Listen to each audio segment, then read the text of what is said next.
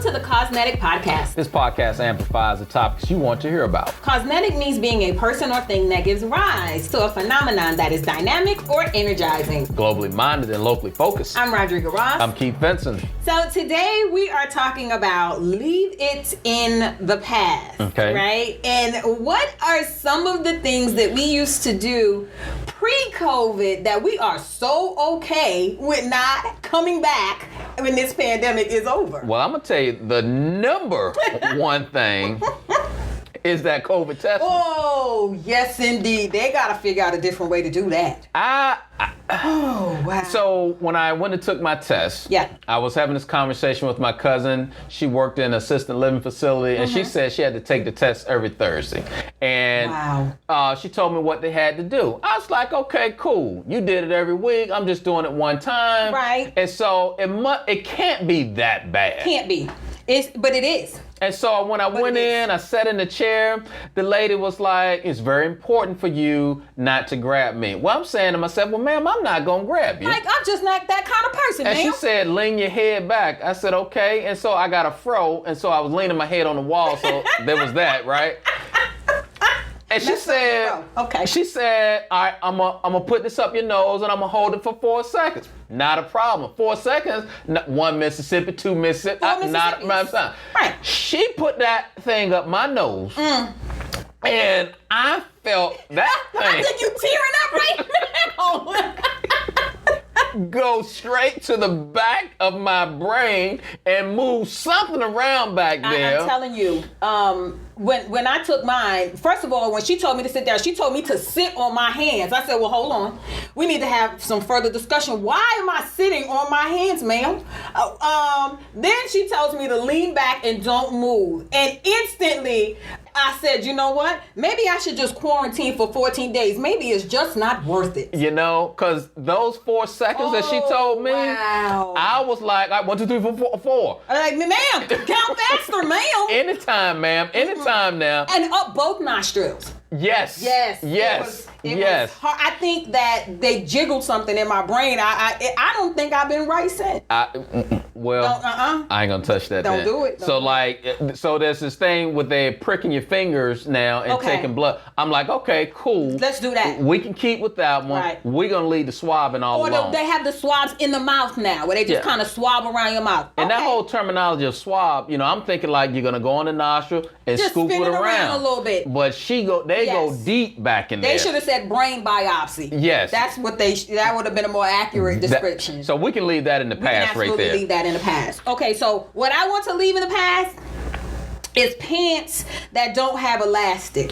Pants that don't have elastic. Yeah, so over this COVID time, I think elastic pants got a bad rap in the past. Like, people were judgy, right? And they didn't understand the beauty of a good stretch waistband. Yeah, they became, pretty popular in my rotation. Yes, indeed. This COVID has made me realize that elastic pants have value too. And I am now an elastic pants proponent. I think all pants, all skirts, all everything should have a little give. Because I recall some conversation, because you're the fashion queen of the YMCA Metropolitan Dallas. I try to be. And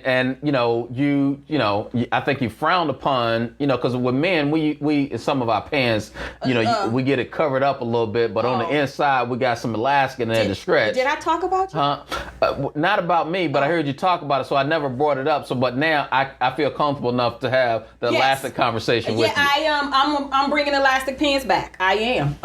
Loud and proud. They belong. They have a place in this world. Elastic pants. And so, all right. So, what about this thing called this place-based working, right? Place-based working. So beforehand, when you talk about the YMCA, our work is more face-to-face. Yes. We're about the people where we can touch, we can engage with them. But then when the doors shut, we had to now work from home. And so it's like, well, what do we do from home? I do. Yeah. You know what? I don't want this whole exclusive place-based working model to come back, whether you work for the YMCA or some office environment. Now, clearly there are definitely some jobs, some occupations where you have to be where you are, right? Like if you're a doctor, well, that's not necessarily true because they have this virtual medicine thing now, right? Or telemedicine. That is a very real thing now, and that is the future. Absolutely. There are some things I feel like it is really helping people,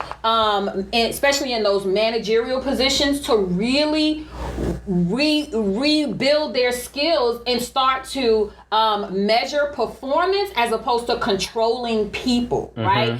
Sometimes I think we got into a fairly bad habit of just trying to control folks' behavior as an indication that they were being productive or successful. Whereas if they work from home and you tell people, this is the goal, this is what success looks like, and this is when I expect you to meet me at the finish line, well, hey, they can do it in their pajamas, they could do it with fuzzy slippers, they could do it in the middle of the night. You know, I think just that leeway really is endearing people to their work more. It is creating more trusting relationships in some cases with their managers or their supervisors. And it's allowing people the freedom to work the best way that they work. So I almost don't want that whole specific place-based work strategy to come back. Well, we're seeing it in downtowns now where people are not coming back to work. I know here in Dallas, and talking to our exec who runs the downtown Y, she's saying that the businesses are just not coming back, and most of them indicated that it won't be until January that they come back. But you got to think that, you know, for-profit companies are pretty more progressive in some ways, and so, you know, really even as of January that they may be back in their office. But you don't, you know, counter to that, you don't hear many of them saying that their productivity is down. Right? Just because the people are still functioning. It's still functioning, and people are still functioning at a high level, even with having to juggle kids being home and virtual learning, and the dog is barking. Like, I will tell you, I have really learned some things about some of my coworkers. By the backgrounds in some of our in the virtual meetings. We gotta have something to entertain ourselves right now. We got stronger bonds now because they don't have to come to work. And when we talk about this whole work thing, the traffic that's out there, man, please don't bring pre-COVID traffic. I can get across town right now in about 15 minutes, whereas before it was about 35 minutes. It's a beautiful thing just to see the whole road in front of you. You don't have to keep going from break the gas, break the gas, break the gas. Please don't bring back pre-COVID traffic. Traffic can stay in the past. It can stay in the past. Because I tell you what, during this time, you know, that whole saving the money thing has been, right? Like gas, I mean, I fill up my tank maybe every week and a half. Right, where it was at least once or twice a week before. And so that's the other thing, saving money. With place-based work, you don't have to keep buying all these outfits. I mean, I'm going to keep buying them. You know, most people, you know what I mean.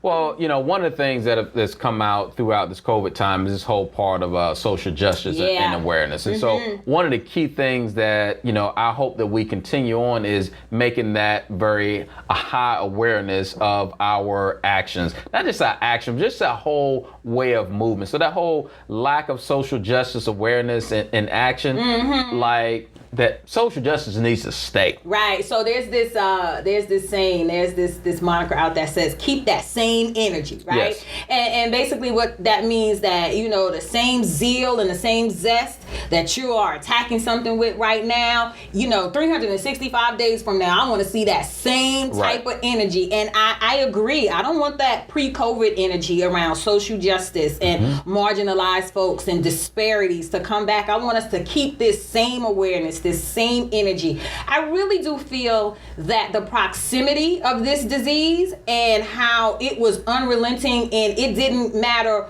really what your levels of privilege were, you were exposed the very same way. Now, our health indicators are telling us that, you know, poor people and black people are absolutely suffering more, but it doesn't discriminate. And I think that proximity really allowed people to hear and understand and be a lot more empathetic about some of the challenges that people have just in their day-to-day lives. Like, someone asked me, you know, well, how is this pandemic different in the under-resourced neighborhoods that you serve in your YMCA? And I said, it's not. Like, poverty has existed in that neighborhood for years. And folks are still poor. Health disparities have existed for years, and they are still there. It's just that more people are willing to hear and listen and see it now because they understand at a different level what that feels like and what that means. Yeah, we gotta make sure that this, like I said, social justice piece is there, because everybody is a part of this right now. When we're saying it's not just, a black movement, it's not a Hispanic movement, Latino movement. I mean, everybody is involved in this, and our young culture that is out here right now, our young folks, they are just making this effort, making this movement continue on. And you mentioned, about the energy, and that we got to be able to keep that high energy level, throughout. I'm so excited. Please. Don't leave that in the past. I'm so excited how young people are just redefining and reimagining themselves and re-engaging in social issues, much different than and at a much higher level, I would say, than I've seen in years past. I'm so encouraged. Well, the big thing also is that companies also don't let just be for today. Please don't leave it in the past. Is that I know you made your statements. Now the actions that go along with your statements there, put those things out there so we can continue this. Please don't leave that in the past there. Bring that on into, whatever, this new norm is gonna look like. Yeah, I agree wholeheartedly. One other thing that I want to leave pre-COVID, at least from a YMCA perspective. Okay. Let's leave pre-COVID these fairly narrow definitions of what being a member of the Y really is, right? I think that this is an opportunity, especially when we talk about social justice awareness and the Y showing up different in all of these spaces. This is a chance for us to really be intentional about making sure that when we're talking about being a member of the Y, we're not only talking about it from a transactional perspective, but we move to this transformational which is really important. It's very important for us to get members who are going to slide their cash or their debit card or draft every month and come in and focus in on their wellness. But let's not unintentionally create this have and have not dichotomy,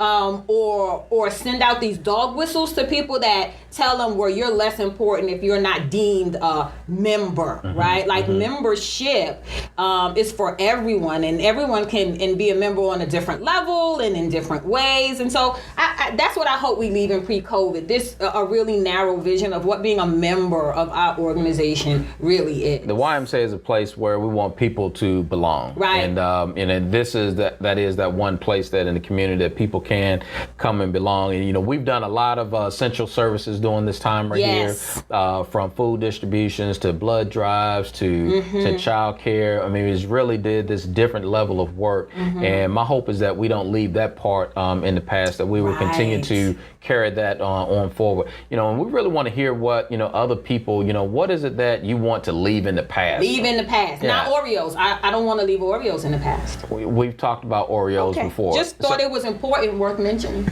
So we'd love for you to chime in on the conversation here. What is it that you want to leave in the past there? So share with us on our website, ymcadallas.org/Causenetic. And thank you for listening to Causenetic, where our conversations are global, globally minded, and locally focused. Check us out at ymcadallas.org/Causenetic. And as always, stay dynamic, stay energized, stay Causenetic.